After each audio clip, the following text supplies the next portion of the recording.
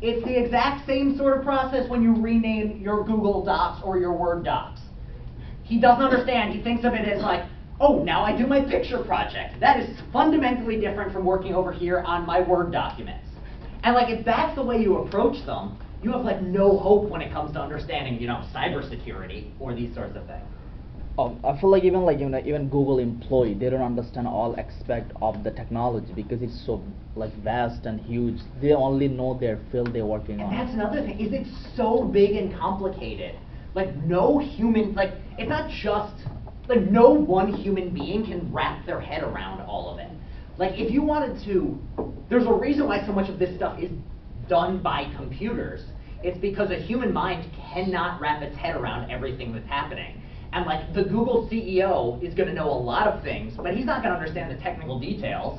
The people on the technical details of a certain project, the people who designed the lovely Google Glass, which never quite took off, I wonder why. Yeah, those were those little glasses, a little screen that like nobody ever used. You saw like 7 people using them, and they looked like absolute, well, jerks, and like walking around with them. They're like hooligans? They looked ridiculous. And they were not very well designed, but the person who designed that didn't understand the inner workings of the Google machinery, but the person at the top didn't understand the workings of the particular piece of machinery. So like, there's just no one person in Google knows what's happening across all of Google at any one time. It's just too complicated. And that's another issue, is it's not just like you have to have such a degree of expertise to understand any one problem that the idea that anyone could understand them all is impossible. So this is just a fundamental difference in data gathering. And it's not just that the data gets gathered and Google has all of this information. It's rather real power comes when you put data together. So I can have all the data about one part of you, and somebody else can have all the data about another part of you. And the moment we start talking, that's when new real power comes out. So what is an example of 2 pieces of, and this is going back to the data being relative thing. So first off, what is data merging? It's just taking 2 collections of data and merging them together. So for instance, you take your, this is something that an employer does when they're deciding whether to hire you. They just merge data from different places. So for one, they're going to take your resume, and they're going to merge that data with your letters of recommendation. And that gives them more information about you than they would have had. And you combine that with your former work history or your school transcript, and now more information is gathered. And it's just the idea that when you take one piece of data and combine it with another piece of data, you know a lot more about someone than either piece of data can alone. And the interesting thing is, very often, it's more than just additive. So it's not just like you have one piece of data and another piece of data, and now you have 2 pieces of data. It's rather that when you have 1 + 1, you sometimes get 3 or 4 or 5 because of the way the data fits together. So let's go with name 1 piece of data which you are perfectly fine with somebody having. So how many of you, medical records, that's something you are okay. You don't want everyone to have your medical records, correct? Mm-hmm. But who do you want to have your medical records? Your doctors. So you've got medical records and you want your doc to have them. Let's erase the code. So here's the doctor's office. Doc. Medical records. Now, who is somebody else that you are fine having a different piece of data? So who goes here and you want them to have this other piece of data? Yeah, John Jay has your transcript. Jay has your transcript. What's another one? Who's somebody else who has a different piece of information about you? Job. Your job, and what might they know? Like your banking information? Yeah, banking information. Or some more. Like criminal records by the government? Yeah, government might have criminal. Gov has crim. What's another one? The tax records, the IRS. Say that again? The IRS. Yeah, the IRS is going to have your tax records. Very good one. So, Who is somebody else that you give money to every single month, presumably? Amazon. So that's another one. Amazon has your shopping history. Credit card bills. Yeah, credit card. Credit. So bank has your credit card info. Yeah. CC info. And your credit score as well. And your credit score, yep. Credit score. So, we're all pretty happy about each one of these companies having any one of these things. But, who's somebody that you might not want to have the information from another one? So, let's think here. These ones are actually, pardon? I don't want the IRS. Banking info with the doctor and like insurance is like. So here's the final big one. Insurance company. And they have, I don't know, what are some things? They have your home address. Auto information. And your car. Like Car. Car, motorcycle. And then let's say your age. They're going to know that too. A lot of these are going to know your age. So, Mo. Well, I wouldn't want Amazon to have information, or most of that information on there, So, why not? because I think to be clear, I think you're 100% right, but what is it about Amazon that might make you look? Amazon is a third party.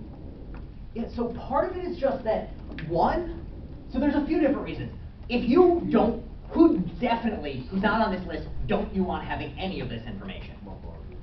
Yeah, you don't want your barber because, like, why does he have it? And also, just like generally, my barber's a nice enough guy, but I don't know his life story. And I do know, as a matter of fact, as a barber, he's probably not worth like $2 billion, unless he's like really loaded and just happens to like barbering. So like, if he had my banking information, that's like not something I'd ideally want him to have because, you know, I don't really know the guy. And here's somebody I definitely don't want to have.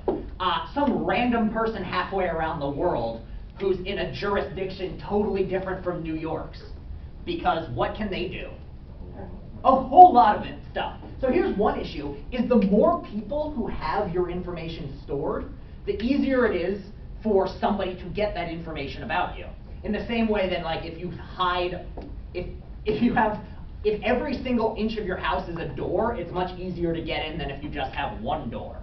In the same way, if your banking information, this is why you don't want to generally save your credit card information to any website you buy stuff on. It's easier, but it's much easier to steal your credit card information if it's posted on the internet 3,000 times. All you need to do to get your credit card information is find it once. So if there are more places, then it's more dangerous. But also it can just be sorts of things like, well, let's go with the insurance company. How does insurance work? What is insurance? What is the point of it? Why do we all pay people for it? We have no choice. When that mayhem guy comes around. Okay, so here's basically, this is just going to be a little important life lesson on insurance, if you don't feel comfortable knowing how it works. How does insurance work? It is a bet between you and somebody who has a lot of money. So the bet you are making is that, here's basically how it works. Every month, you give somebody wealthy some of your money. Specifically, you give them, let's just say, $100. Now, what do they do with this $100?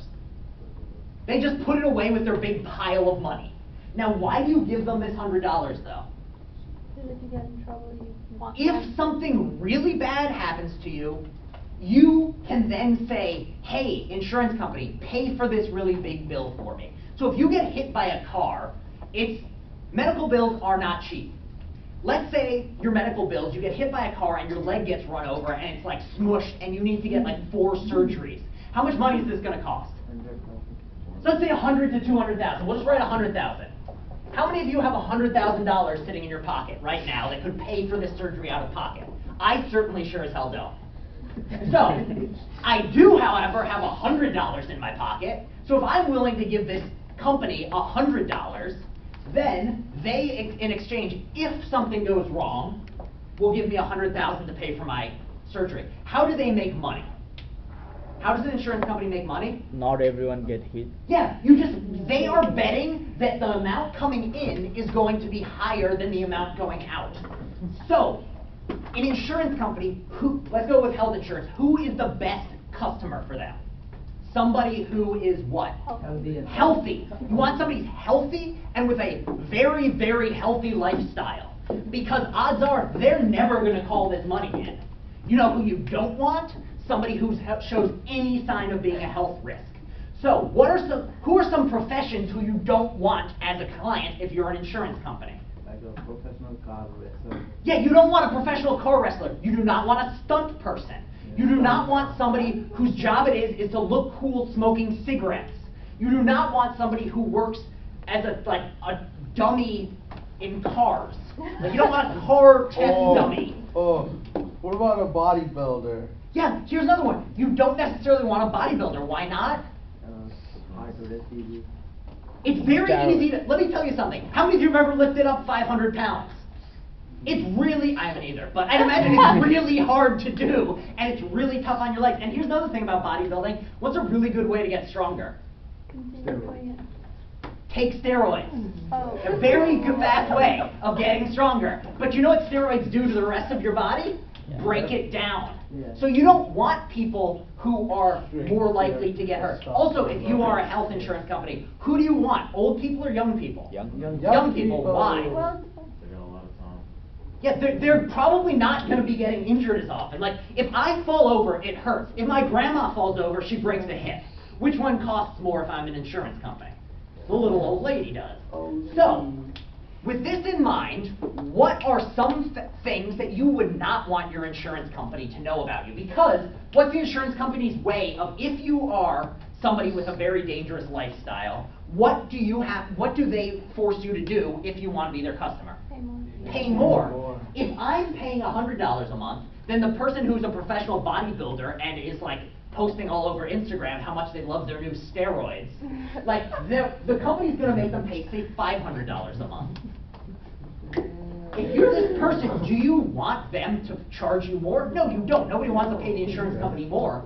The insurance company wants you to pay them the most you're willing to pay, and you want them to charge you the least possible. Also, steroids are illegal, so that would be even worse, like, for your insurance company to know. Well, yeah, the definition of steroid is very loose, and I feel like there are There's certain... two kinds, and there's, Yeah. one of them is illegal. Yeah, so there are also legal issues around it, but then also there are sorts of things where I'm sure, like, you could...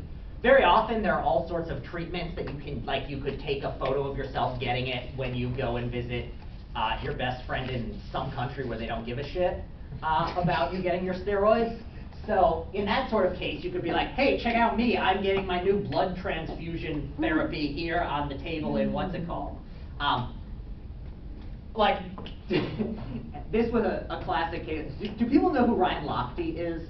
He's a professional swimmer who is literally also one of the dumbest people I have ever come across. He recently, I think it was Lochte, who got in trouble for doping, like illegal steroids in a swimming competition. Do people know how he was caught?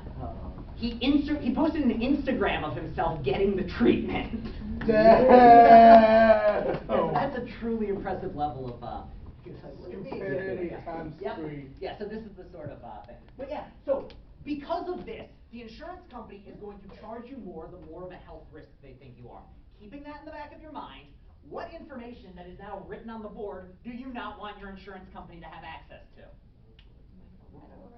Medical records. That's sure as hell one thing. If you find out that you have, you don't want your insurance company to know that you've got pneumonia every year for the past 10 years.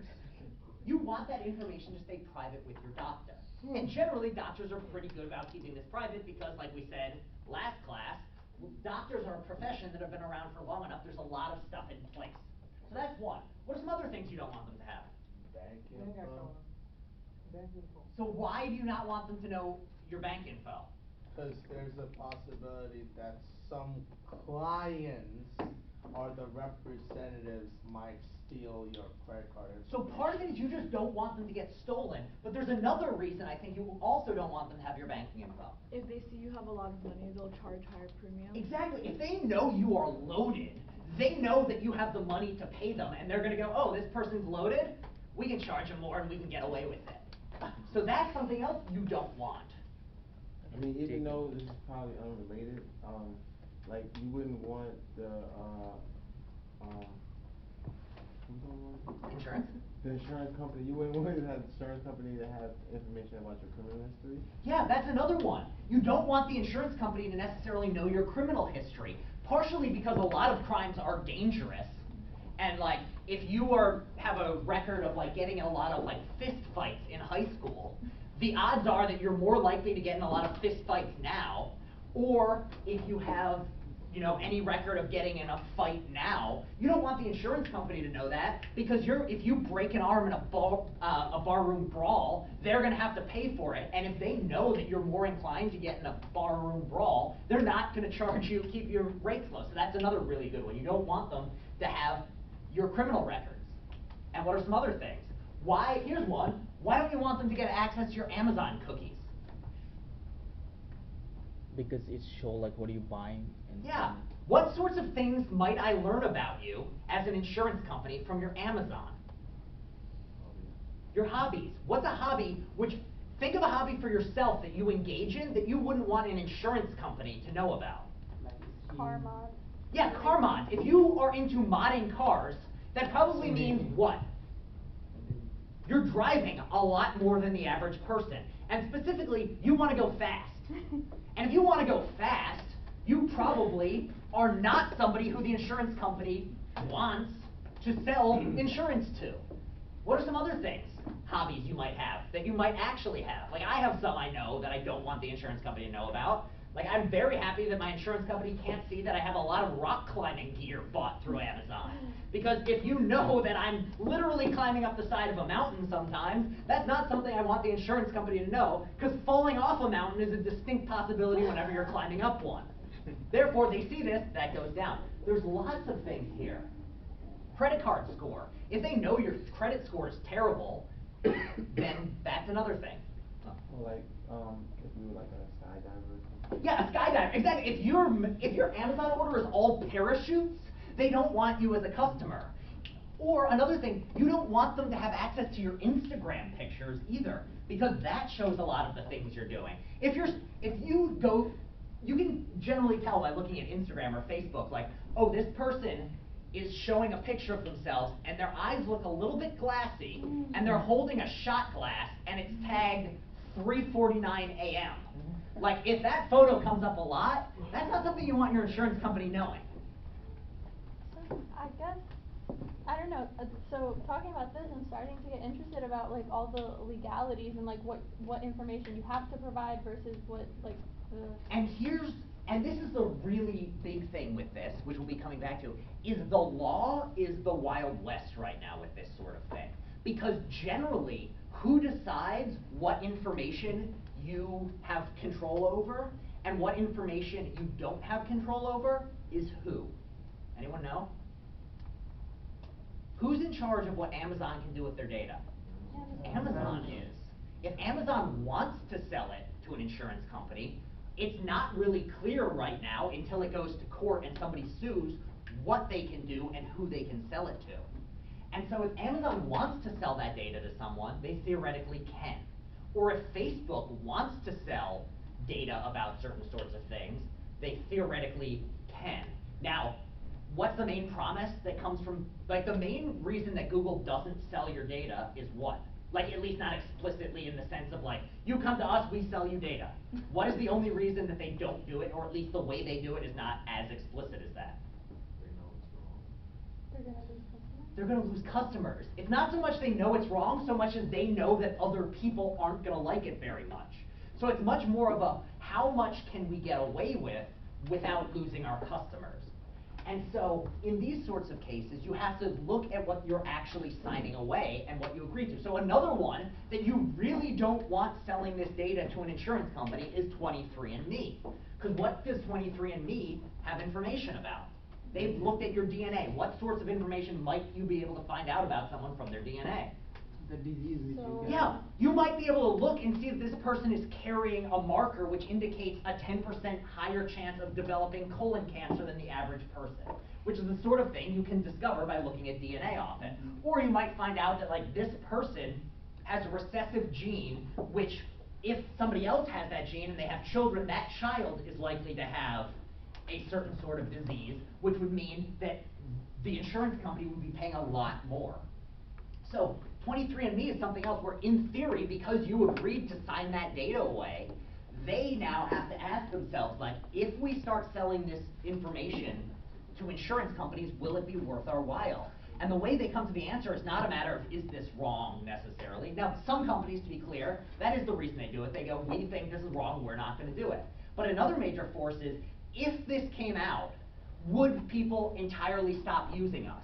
And would we end up in the long run losing more money than we're making right now?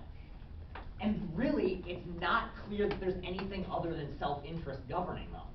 And sometimes, to be very clear, there are people who do care about privacy and these sorts of things, and there are a lot of people in Google and in Facebook who do care about this stuff and are making it public, but there's also a big push of like the main things driving this sort of data merging and privacy are self-interest of companies or people who have the data.